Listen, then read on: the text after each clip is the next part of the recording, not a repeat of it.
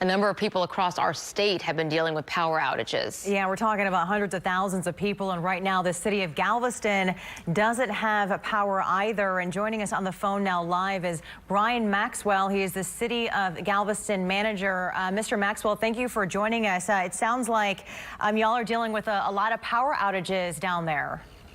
Yeah, about 2 a.m. Under the state's rolling blackout program, they killed about 50% of the power to the island. Then about 8 a.m., they killed probably another 40%, 45% of it. So we're about 95% without power down here on the island. Not due to infrastructure. Our local CenterPoint folks have done a fantastic job of keeping the grid intact. We're understanding that this is a state issue, but it seems to be impacting the island pretty heavy right now, and that we're over 90% without power. Brian, in terms of a time frame here, do you know when you might have power restored to the majority of the island yet? We have a very general statement from CenterPoint that says hopefully by the end of the day today. Our local folks here at CenterPoint who are out working in it said it would be at least that, if not longer. It's very concerning to us. Wow. And Brian, we've been seeing our live photos from the beach, and the sand's completely covered in snow. Certainly not a scene that you really ever see down there. What's sort of the conversation among the residents down in Galveston as a lot of folks are without power and kind of having to hunker down during this weather that they really never see? Yeah, and it's hard for us. We're not used to this. Our homes aren't built to take this kind of stuff. We're used to maybe one night of a hard freeze and done. We're not used to being covered in snow and having several nights below freezing. So it's rough. And there's a lot of especially our elderly population. We've actually got a couple nursing homes right now that don't have power, that are dealing with trying to keep their patients warm. And we're trying to work with them, and we've reached out for some assistance from the state as well. We're trying to find some place that we can hopefully open up some warming centers so people can at least go there and get warm.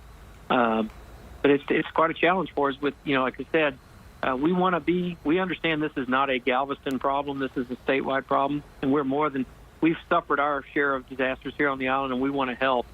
But at some point, it's hard to have, over 90% of your island without power. We seem to be taking kind of a big hit as a result of this, but I know Houston and the surrounding areas are too. It's tough all over. That's right, and I imagine, sir, you're fielding call after call of concerned residents about the power situation. What kind of reassurance do you give them at this point?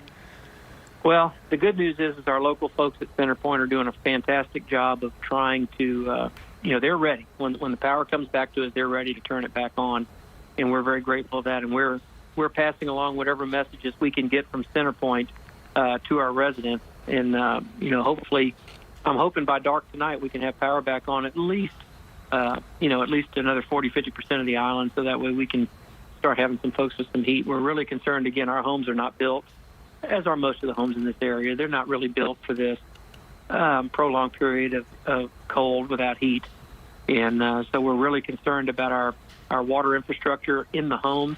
The city has done a good job of hardening its infrastructure. We still got full water and sewer capabilities at the city.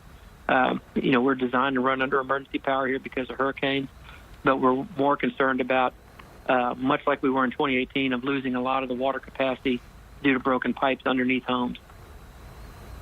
Brian Maxwell, city manager at Galveston, we wish you well and everyone out in your city. We're hoping that power is restored sooner than later. Thank you so much for your time this morning.